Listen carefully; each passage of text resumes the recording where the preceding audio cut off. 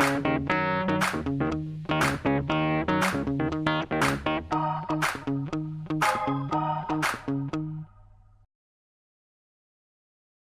everybody, this is Nick from That's My Entertainment, and I am here with London Brown, who plays Reggie on Ballers. Say hi, London.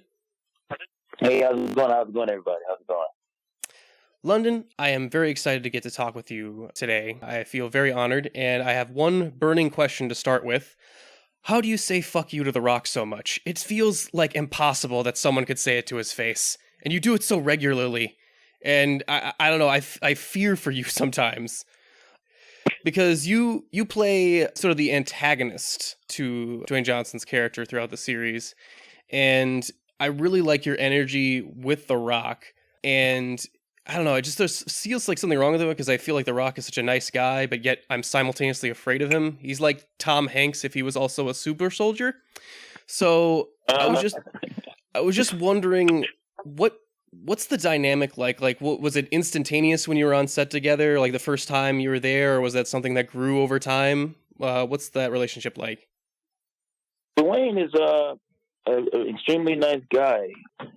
Very, just chill. Very humble guy, focused, and he brings the energy on set. So it's one of those things where everyone else just kind of falls in place because he has no ego. And so that really doesn't leave anybody else to even think about having one because he's so accomplished. But also, that's not really, at least I don't know it to be of him anyway. He's just really cool, man. He's a really nice guy. When you're around someone that nice, it just creates a workspace that keeps it very professional, and everybody wants to bring their A game because we know he's going to bring his. So that just sets everybody else up. That's great, and you bring a lot to the table as well. There's actually a couple stories here that I want to just confirm with you because some of these seem like very honest. You landed the part here. It says that without an agent, and in fact, you realized that they were looking for you at some point. How did you come to work on the show? I got a call from a veteran comedian, and he basically said, "Yo, have you auditioned for Ballers?" I said, "No, I hadn't heard of him." He said, "Well, they're looking for you." So he gave me my information, and then they called me in to read because at the time I didn't have any representation. So they went through him to find me, and went in and did the first audition. And they said, "Yo, we want to see you again." And I went in, did like several callbacks, and then messed around. And they said, "You know what? We're going to go ahead and offer you the role." And that was cool because initially Reggie wasn't even supposed to be in there as no more than maybe a few episodes, but definitely not a lead. And then also the fact that Reggie was fat. Mm-hmm. So that really just kind of worked out in my favor, where they liked my choices. So I was like, "Well, cool, man. Whatever allows me to work, let's do it. I'm ready." And I'm glad that they found the chemistry works. And so when it comes to all the stuff with, what you mentioned earlier about as far as Kurt and Dwayne out and stuff, that, a lot of that stuff we was finding just right there in the moment because I wasn't necessarily written in the script so much.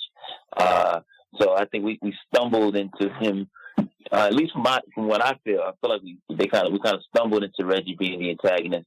And once I had that kind of freedom, they were able to trust my choices because they knew I wasn't going to improvise something that didn't fit with the script. So I attribute that to my training from theater. But it worked out, man. I think that because people were looking, they're like, who is this guy? We've never seen him before. Why is he yelling? Because I think a lot of Dwayne Johnson, I feel like a lot of the Rock's fans were mad at London yelling at their favorite wrestler is what it looked like, as opposed to Reggie yelling at Spencer. Because I run into people, man, and some people have not been able to tell the difference until we sit down and I talk and say, "Yo, that's not me. That's just acting." And then they loosen up and we take pictures and so forth. But initially, people were giving me dirty looks and all kinds of things. But it worked out, man. It worked out. That's so funny because that was the next thing I was going to ask you about. It was I hear tell that people just come up to you and say, "I don't know why, but I don't like you," which Oh, it's is the thing. It's the thing, man. And not to cut you off, that is very much so real. Even today, I'm like, people apologize. I'm like, don't apologize. That's not me. Don't apologize. That's just a character I'm playing. I hope that you would be emotionally invested. I guess it's kind of a compliment, kind of. Yeah, I mean, I definitely understand how it works and what it is and why they're saying it. I don't take it personally because I know it's not me, and so I'm like, yo, enjoy the show, and if you whatever it is that keeps you watching the show, so I stayed employed, let's do it. That's all I care about, So, but people have been really kind though. No, that's great. It reminds me of the kid that plays Joffrey Baratheon, who I know is just a fine person, but when I look at him, like, I just hate his face. But I love Reggie, or I like not liking Reggie, if that makes any sense. Yeah, I get it. Because Reggie is such a bad influence on on anyone around him. Like, who gets their NFL buddy into a weed business, like, and doesn't think like, oh, this will work out. Like, I just love the energy this character brings to the show, and to like the another thing The Rock has to deal with.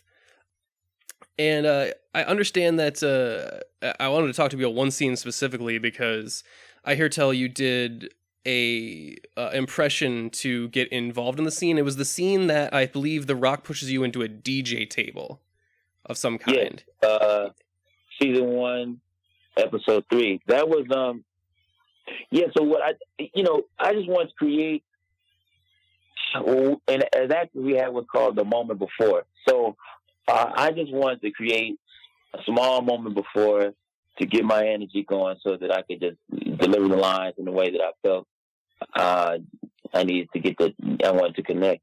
And so, I just did this. I did a couple lines from Training Day, where Denzel at the end is doing the big heavy monologue about King Kong. And I just wanted to do a couple lines, throw me into the scene emotionally, and let it go. Because it felt like the scene anyway. There were so many people surrounding me when I did it. I was like, well, you know what, listen, this might help. Maybe whatever's going to help me to sell this scene of being thrown around by the Rock. And like, hey, I just want a good performance. I want to be moment to moment, really. That's all I'm trying to do. So, it worked, I guess, because I'm in season 4 and I'm still around. So I guess it might have worked. Hopefully, That's very interesting. I love thinking about the King Kong ain't got shit on me line being said around someone that is the actual size of King Kong.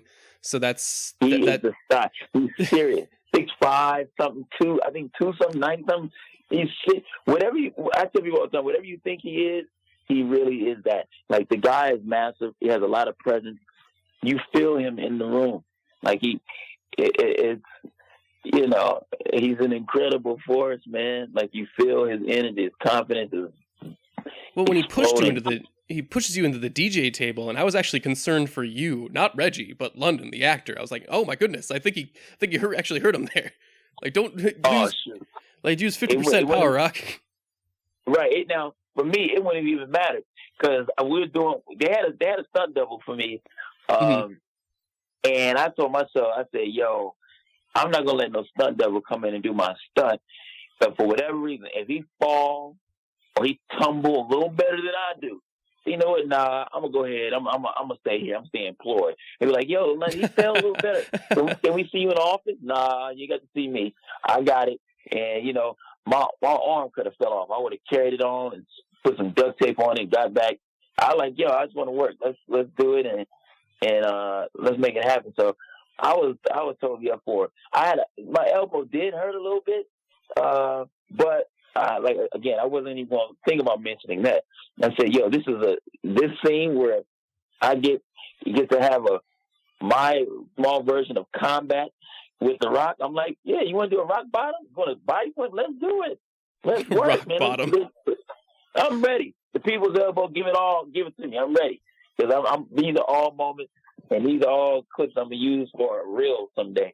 So, you know, if I just like I said, I'm honored to even work with the guy, let alone share the same scene. So, I was up for it, man. I was up for it. Man, that's great. And it's a great scene. Do you use any other tricks, like for any of the other scenes, to really bring that that specific type of energy to it? You know, it really just depends on what the scenes are because I'm not anything like Reggie. So yeah, that annoying side of Reggie, there are people as actors we do a lot of people watching. We study people and stuff. So Mm-hmm. there's some people that I've come in contact with, and I made small mental notes. I said if I ever get a chance, I use that attitude from them, and I use that annoying word or something from them. So it's always kind of like a lot of the scenes. I'm always trying to figure out how can I pull out the most in the scene or give the most to the scene, and how can I stand out without pulling necessarily the focus. But I want to be remembered because let's keep in mind this cast. There's a lot of actors on the show who have like serious resumes and much larger than mine. So and not only that, they're all playing alpha dogs of like all of that. Yeah. So it's a combination of that and the real life perspective of it, as well as the characters' perspectives of it, and then also their height and everything else. We got Omar Miller, who's 9'12". Right under him is Dwayne, I think 6'5", and all the other. My best friend on the show is as big as a duplex. He's a lineman, whatever role he's playing. So just a football a show for the football players. So yeah, I'm trying to have my presence come through each scene I'm in. I'm trying to milk each whatever moments I can pull. I'm pulling them. So cause these opportunities don't come by like that often. I don't take it lightly. So I'm like, let me really exhaust whatever possibilities I can to take advantage of this. Sure. So the show takes place in Miami for most of it. You had to move to Miami to shoot for this show, right? Yeah, well, at least the first 2 seasons I lived in Miami. Right. So, but now since the show has moved to an LA setting for half of it, are you in the? Did you get a chance to move back to LA, or are you still in the Miami story for it? No, so I'm from LA. So for me, after season 2, they said we would come back to LA. I really like Miami, but LA is cool because it still allows me to work and have my regular life. My family, friends, the things I would do normally. So when we filmed in LA, it really was kind of like, if you will, like I don't want to say a 9 to 5, but like a really super duper cool 5 to however many hours we was on set. But it was a good balance for me personally.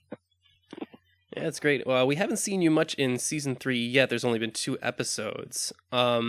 So with Reggie in season 4, I should say.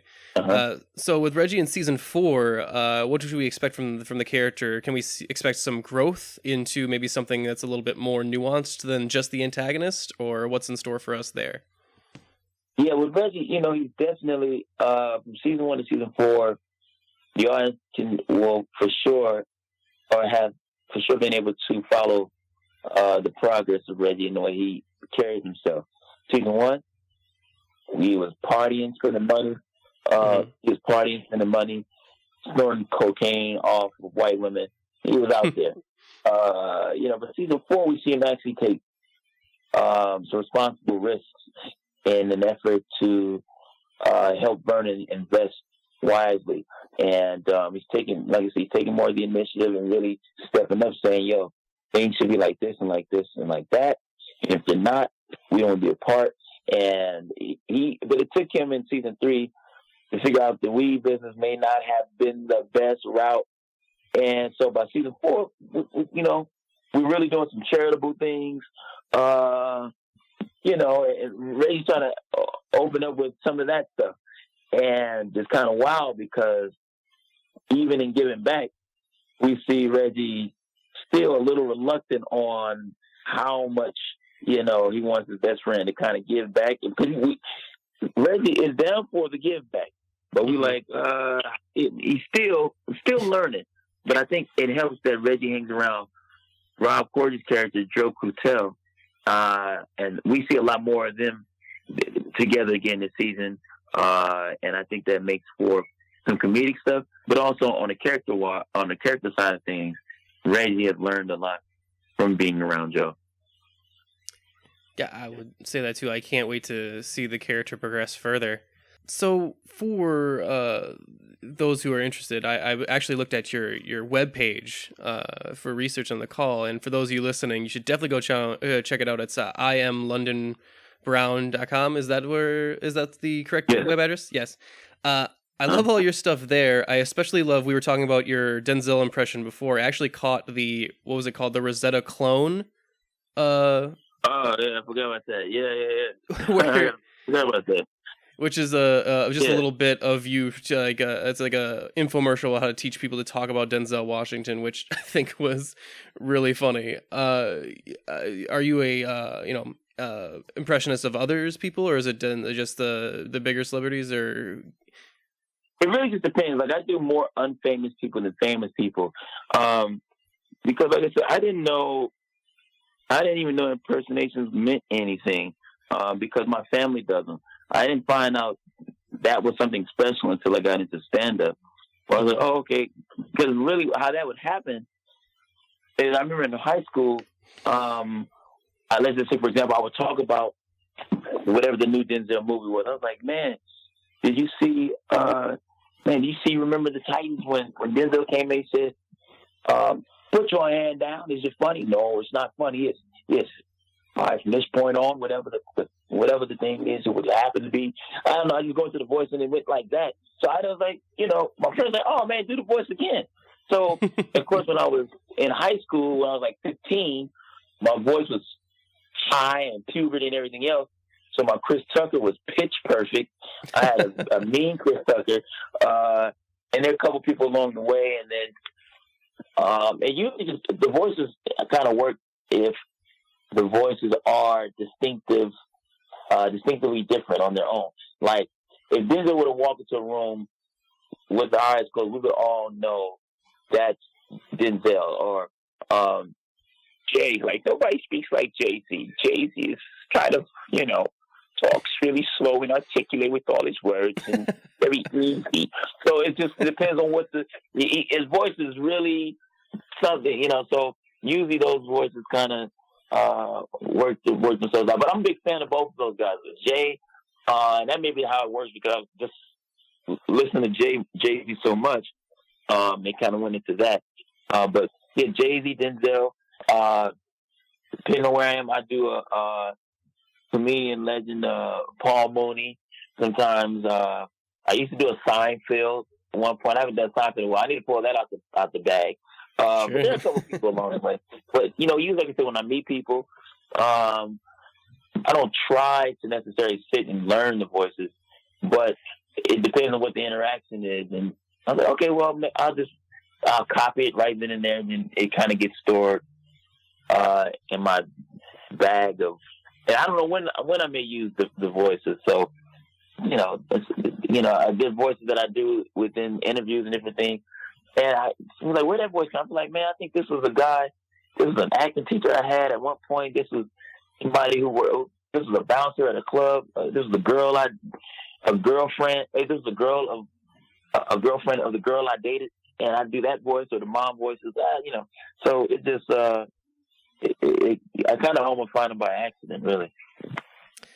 No, that's great. I love how you can, study people and incorporate that into your acting. So, a little part of them gets to be on the shows and in the stand-up as well. That's pretty good. Right.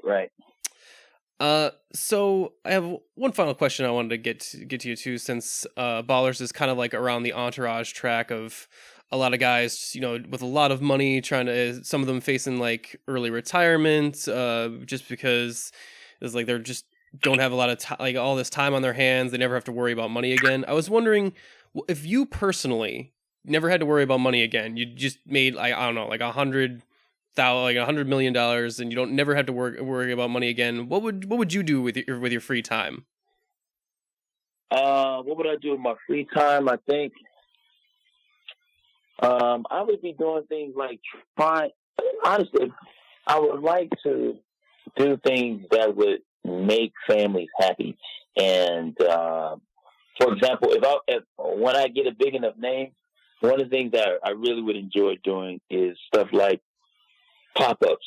Like if I had a serious fan and someone wants to meet me, then I would like to like go show up, and meet them, hang out with them and the family, and just be approachable in that kind of way. Another thing would be stuff like I wanted to be able to change people's lives, and because I see celebrities do it all the time, I'm like, man, I can't wait to get into a position where I can really effectively do that for people, because I know what that feels like to a certain degree. And because what good is it just to be famous, or to be rich to be rich? To be rich is, to me, is a little corny. I mean, like, if we're not doing anything to give, if we're not doing anything to pay it forward, then that to me comes off a little self-aggrandizing. I don't know how that works. I don't really move in that kind of way. So, whether that means building homes, building up the community I come from, because they can definitely use the help over there. Stuff like that, man. So a lot of mentoring programs, things that can affect people's lives for the better and create job opportunities. That's the kind of stuff that I would definitely do, because I've already thought about it. So I just need the funds to match the ideas, or not the funds. I just need the right influence to do it. Because with enough influence, then I won't necessarily need the money, because people would want to volunteer to do it. Just like how they do on these shows where Chef Ramsay will go to these restaurants and then they need help restoring it, and then they do cool things like they make a couple phone calls, and all of a sudden the kitchen, they got a brand new kitchen. Or some of these housing shows where they build a whole new home for people. That's the kind of stuff I can't wait to do. Wow, that is that's a noble and humble answer. London, I'm not sure if you know this, but you're in Hollywood now. You got to get jaded and bitter real quick. You need to get jaded and bitter to make that money. You're in Hollywood right now. You can't bring that hope and optimism in there. Come on. You can't do that. But see, that's the thing. That's why people got to figure this out before. Like, money doesn't change people. I personally feel, I feel like money just brings out whoever you were anyway. It just heightens it. So if you were stingy before you got 2 million, if you were stingy after 2 million, you were stingy before 2 million. And so that's why I make a special effort to get into a habit of doing the things that I want to become better at with money now. So when I go out, if I eat, my friends eat, or I remember I got some tickets. I had to go do some promo stuff for Houston, and for the show, and I had a +1 for that, and I don't really bring anybody with me a lot of times on these +1s, because sometimes it's so much work that has to get done that I don't really have time to be socializing to do that kind of stuff. But with this particular trip, I allowed my friend to go to Houston to see his family, because his family's out there, but he was working as an artist in LA. So that kind of stuff has to start now, so that by the time the money comes, it's already in my proclivity. So it's not like this serious transition of trying to figure out how to be a new me, because the money is here. That's not how it works for me. But then also, when you know where the stuff comes from, then you should want to give, because you're in a position to do it. I don't know. I don't think that way. I don't even know. I can't even, it's almost hard for me to articulate the other side of that, because I don't come from that. So I don't know what it's like to not share. That don't even feel comfortable. If with me, Me and my friend go to the mall, and I buy a pair of shoes, and he's standing there watching me. Now, if he says he don't want any, that's another thing. But for me not to offer, that's something has to be wrong with you for not doing that, because that's a problem. We have to figure out the undergird of that. What's causing you to want to hold on to whatever it is you have? That's an insecurity. And before we go into the psychology of that, that's rooted in something a lot deeper than, hey, I made mine, you get yours. It's different from that. That's a real issue. So I don't want to be that way, because that's a sickness, man, and that can get mess around and contaminate others. You lose everything. That's what happens. People be so busy trying to hold on to the things they have that they choke the life out of them, and then they don't have them at all. Now, then what? Then you're everything that you felt that has made you. You pull those things away from you. Now you're depressed. That's what happens to people. That's why they go into depression a lot of times. These people who have things, then they lose it all. They go into these slumps because they let these ephemeral ideas create some sort of self-esteem in them, or some sort of happiness inside of them. When happiness is an emotion that comes from inside of us and not from these tangible ideas. And that's how you get a bunch of jaded people, bitter people who are unhappy. You're like, how? Or even with money, they're unhappy. How do you have all this stuff and still be unhappy, still commit suicide? Because these things they don't make us. It's not about these trinkets of stuff. So I'm like, before I get contaminated with that, I'm going to make sure that I don't get infested with that stuff. So I don't mean to be verbose about this kind of thing. No, that's some deep philosophical shit you're dropping there. It's some food for thought for sure. I really like the idea of money bringing out the person that was already inside, and if the person it brings out is the person I'm interviewing today, I think you're going to be all right, because I had an absolute pleasure talking with you, London. It's been absolutely great. Thank you, man. You've been incredible. I appreciate you making time to talk to me and all of that stuff. And I said I was supposed to be taking a nap, but I said, you know what? If he can make time to talk to me, then I can get up out of this nap, and I'm going to have a great conversation with you, man. So thank you so much. I appreciate you. Thank you for sacrificing your sleep for me. That's fantastic. Would you like to tell the people, I know you have like any stand-up commitments you might have upcoming. We know we can catch you on Ballers Season 4 on HBO Sunday nights. Is there any other upcoming project you'd like to promote? Yeah, man. Right now I'm out in Memphis, Tennessee, doing co-headlining with Joe Torre for the weekend at Chuckle. So if you guys are over there, come check me out. I host out in LA a club called the Comedy Union. I'm around. Just follow me on Instagram, and I'll show you and tell you about these new films that are on the way and all that good stuff. And thank anybody who believes and follows me and who's helped me. I don't take it for granted. And thanks again, man, for speaking with me. Absolutely. It's been my pleasure, my friend. All right, so we're going to get out of here. Thank you guys for listening. That's my entertainment. What's yours?